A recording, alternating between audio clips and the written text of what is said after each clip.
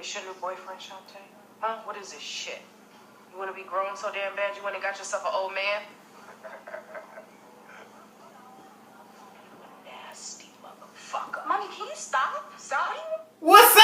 What's up? It's the Flykingi, and welcome to the castle. Today in the Palisades, we're going to discuss the awesome new movie on Netflix by Roxanne Shantè called Roxanne Roxanne, a Netflix original series that's available now, the new movie.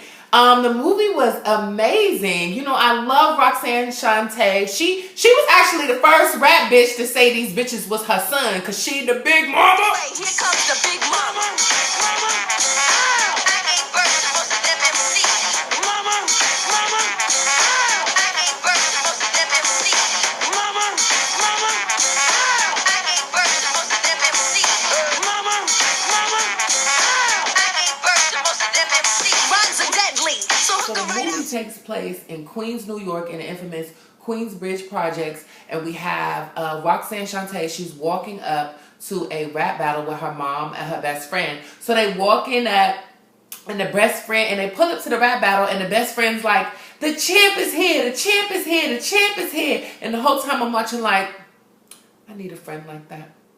So Roxanne get up there, she about to battle this man. The man like, I don't want to battle no female. Like, fuck out of here, I'm not battling no female. And they like, what are you talking about? You said you wanted the baddest motherfucker in Queens, and we got her for you, period, point blank. So then Roxanne turned to her mama like, yo, mom, what's up? So the mom like, yo, what's good? And the mom like, and she like, can I cuss? And the mom like, you can do whatever the fuck you want to do as long as you bring me back my $50. And I said, you know what? The mama all right with me, because as long as you got the bag, you can do what the fuck you want to do. So anyways, after that, it goes back to them being at their house and everyone's happy. The mom is so happy. She's cooking. She's with the daughters.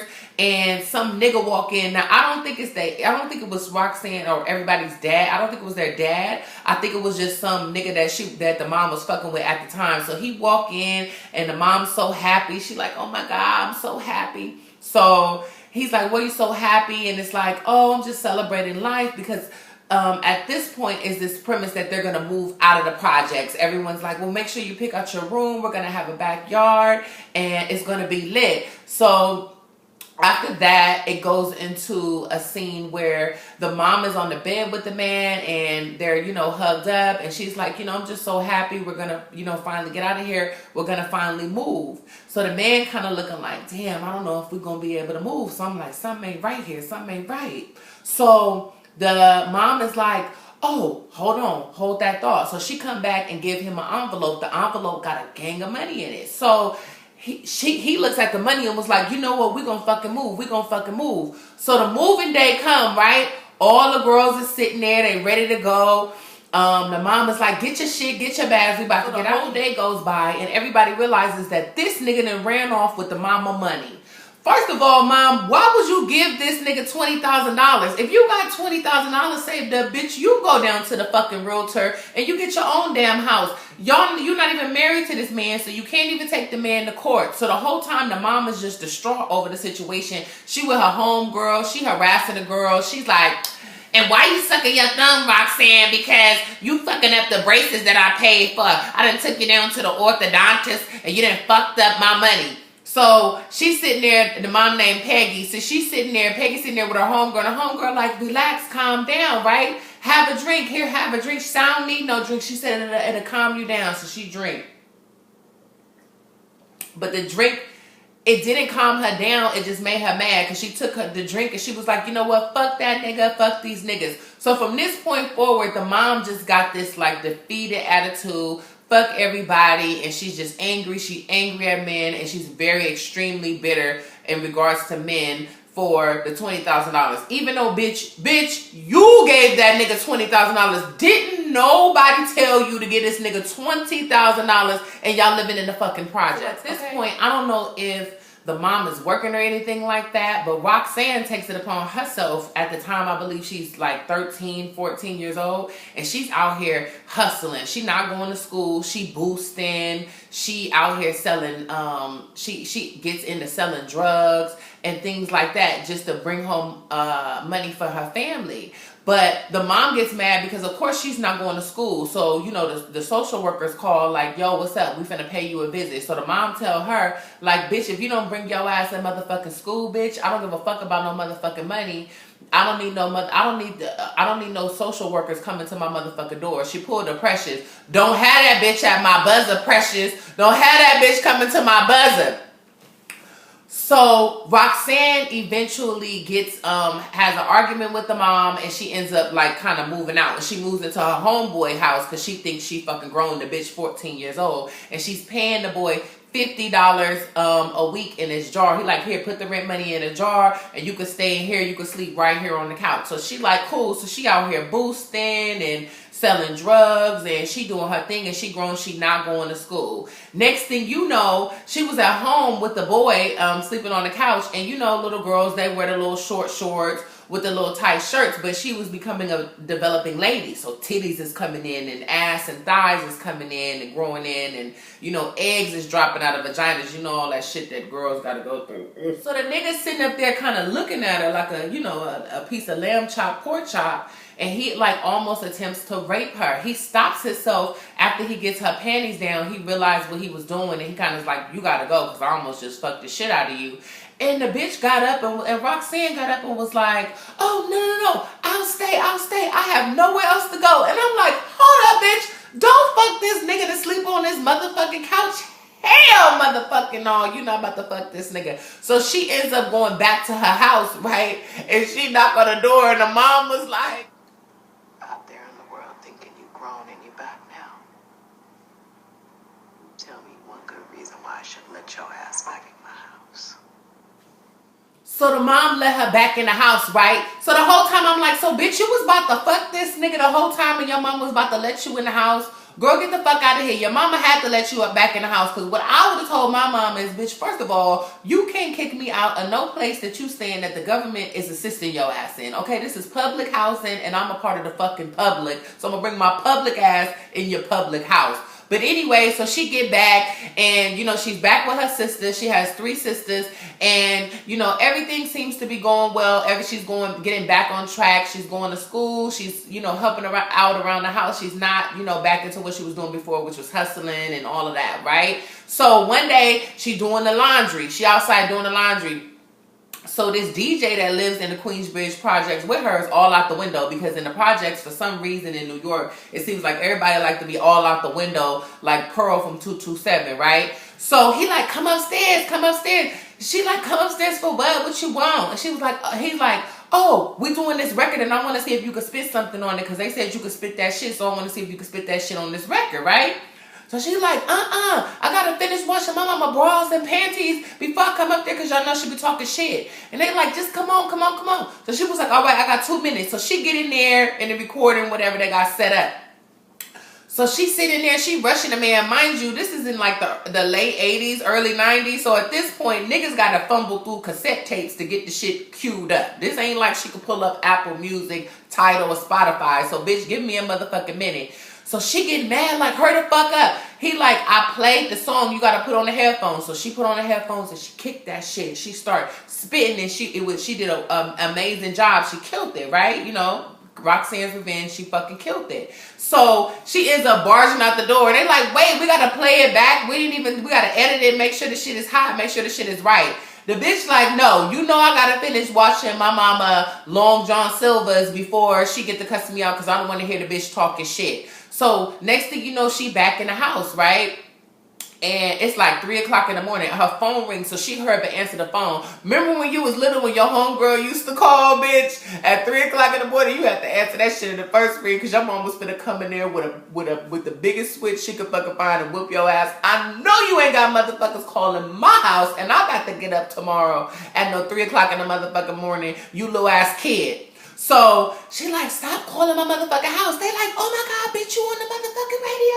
It's motherfucking lit, bitch. Get the fuck out lit. She hanging up, bitch. Don't fucking call my house again. So she hang up the phone, and then she unplug it, and she starts laughing like, well, I wonder what I sound on the radio. So the next day, she at school, and it's lit. Everybody following her, and her homegirl from the beginning. The champ is here. I told y'all motherfuckers, the champ is motherfucking here. So She walk in and they playing her on the radio. Mind you, the mom is somewhere getting dinner for the evening, and they like, oh my God, you know, Roxanne was in the news. Roxanne Shantè was in the newspaper, and she like, what was she in the newspaper with that bitch that did? Now I'm sick of fucking Shantè. She always in some fucking shit. So she barging in the house. Shantè, what the fuck is this shit I hear about you in the fucking news? So she like, oh, she shows her the article, and she was like, bitch, my song. So she was like, oh, okay, this is what you're doing with the rap shit. Oh, okay, I like that. Everything seems to be turning on the up and up for Roxanne Shantè. She's on the radio, and she ends up going to tour with the independent label, and the guy that discovered her and put the song on the radio for her and recorded the song for her, he's the DJ, so they're going on tour. Everything is copacetic. Now, along the lines of as she was going on tour, the DJ ends up getting jealous of Shantè in the fact that she's getting all these gifts from all these niggas, and he's calling her a hoe, like, oh, you accepting gifts from the nigga, you a hoe or whatever. But she was only accepting the gifts because the manager was saying, since her song is like, Roxanne, Roxanne, Roxanne, I want to be your man. That's what guys be telling her. So it was a whole fantasy. So the manager's telling her, like, sell the fantasy, accept the gifts. You're selling the fantasy. You know, you're marketing yourself and promoting yourself, which makes sense. That's what happens in marketing promotion. You have to sell, you know, what you're selling in your brand. So the next thing you know, the DJ get mad, was like, I ain't fucking with you no more. So she like, this nigga got on my records, how I'm gonna perform at the show, and he got, you know, on my records. So she with Biz Markie. Y'all know the y'all know Biz Markie. Y'all know the nigga. So she ended up going up there with Biz Markie, and he started beatboxing the shit, and they was fucking killing that shit. I was up like, bitch. So after that, the tour comes to a close, right? So the manager come out and on some funny shit, right? So he looking around, he like, oh, Shantè, fuck, I was in the bathroom and I had the bag of the tour money and somebody came and fucking stole it while I was peeing. So she like, what the fuck you mean? She was like, so nobody getting paid? So it turned out he was like, oh, I didn't pay this one, and I even paid the fucking janitor to wipe down the toilets, but your money just so happened to be in that bag, but he full of shit. So Roxanne get mad like, what the fuck? Why are you trying to sit here and play me, man? Fuck y'all, I'm out here trying to get out, you know, make something of myself, and y'all trying to play me. So one of the other girls that was upcoming at the time ended up giving Shantè some money, like, yo, just relax, here's some money. I know we be out here beefing on some rap shit, but we sisters at the end of the day, so we got to keep it copacetic and keep it moving. Now, the whole time while the movie is going on, there's this character, this black guy, his name is Cross. And he has a certain type of liking to Shantè. He's kind of interested in Shantè. You could tell he, you know, has a crush on her. The problem is Shantè is like 14, 15, and this is a grown-ass motherfucking man. This man is like old as fuck. Like, not like grandpa old, but like older folk. He looked, in the movie, he looked like he about 40, between 40 and 45, right? And when I say old as fuck, not to say 45 is just so fucking old, but compared to a 14-year-old, bitch, you old as fuck.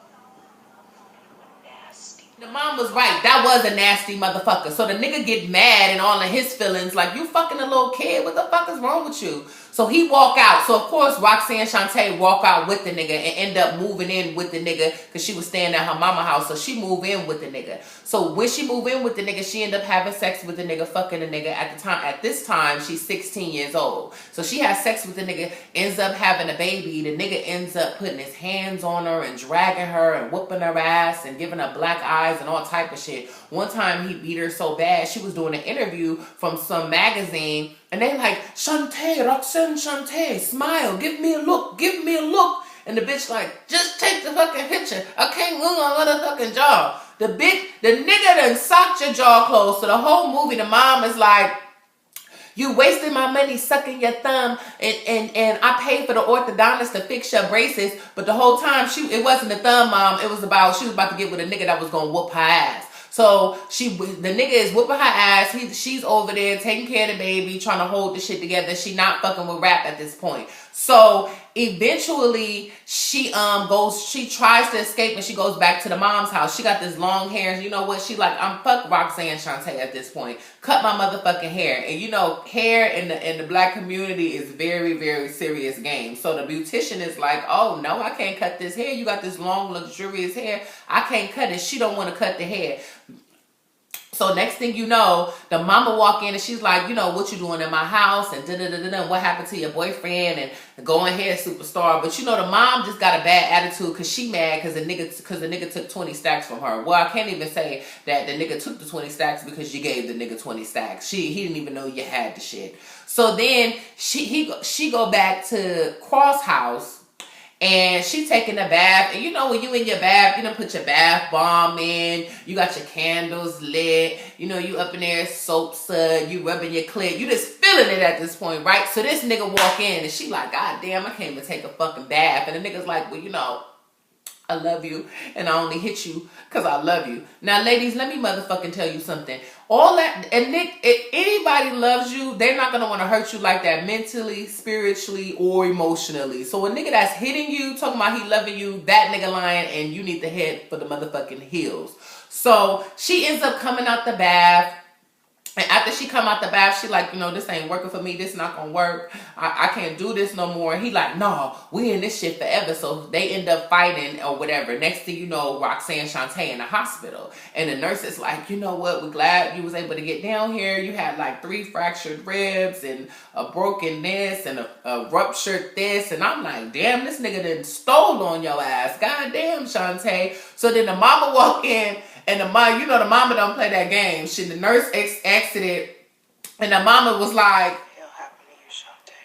So she gets out of the hospital and she tries to get her life back in order. You know what I'm saying? After she's reconciled with her mother, but the only problem is she still got to deal with this nigga Cross because they had a son. I believe the son name is Chucky. I think that's his nickname. So she's with her homegirl, you know, from the beginning of the champ is here. The champ is here.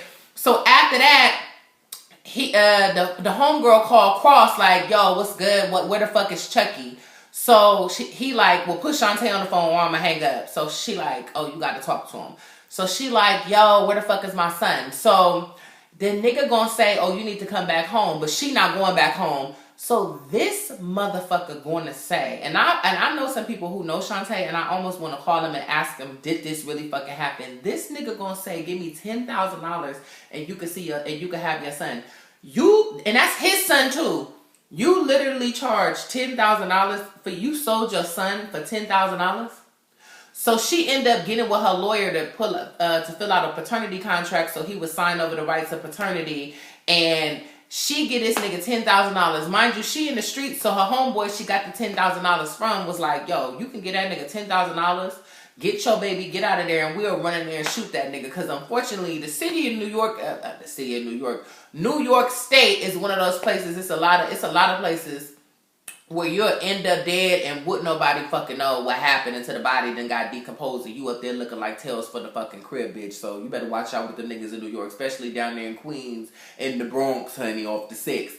So she end up paying and she get her baby, and then after she get her baby, she start working on her album and everything starts looking up for her. And towards the end of the movie, she runs into Nas, and you know Nas was also from the same project, and she's actually was instrumental in Nas' career and discovering Nas because she told Nas at earlier part of the movie, oh, next time I see you, you better have your rhymes together or I'm gonna fuck you up. So at the end of the movie, she with her mom and Nas walk by and she like, okay, what's your MC name? He like, Nas. And she tell her mom, oh, I told this nigga if he ain't got the shit, we gonna fuck him up, so he better spit. So he ended up spitting and the shit ended up being lit, and that was the end of the movie. Now, I thought the movie ended up a little abruptly because I kind of personally wanted to see more of what happened after she got signed. What happened like when she was shooting the, you know, Roxanne on stage video and things like that. And what happened with her and the beef with Queen Latifah and MC Lyte. Remember when she said, I'ma smoke Queen Latifah like some reefer. You call yourself the first, you said ladies first, bitch, I'm the first lady. How about that? First up is Latifah. You roll up and I'ma smoke that ass like reefer. Cause you ain't never in life been a star to me. So the fuck out trying to go R&B. Now that shit is shady. You say ladies first, well I'm the first lady. And all y'all hoes are phony. Try to get flippin', I'ma rip you and your girl Moni. You're illegitimate, trying to get a little bit, and I'm about sick of that Moni in the middle shit. Y'all know, and then she called MC like a bulldagger. You see, you thought that bulldagger shit came from Kaya, but now that shit came from Roxanne Shantè. Roxanne Shantè was the first bitch to say, these niggas is my son, these bitches is my sons, and she was the first bitch to call a bitch a motherfucking bulldagger, which I thought was fucking funny because y'all know MC Light is a bulldagger. Shout out to MC Light if she tuned into this. But all in all, it was a great movie. Shout out to Netflix. Just don't let Monique know that I watched the movie because you know we supposed to be boycotting. I love us for real, for real. But thank you guys for tuning in. Stay tuned for the next one. And it's the Flykingi live from the Palisades, the prominent, the dominant. Good day.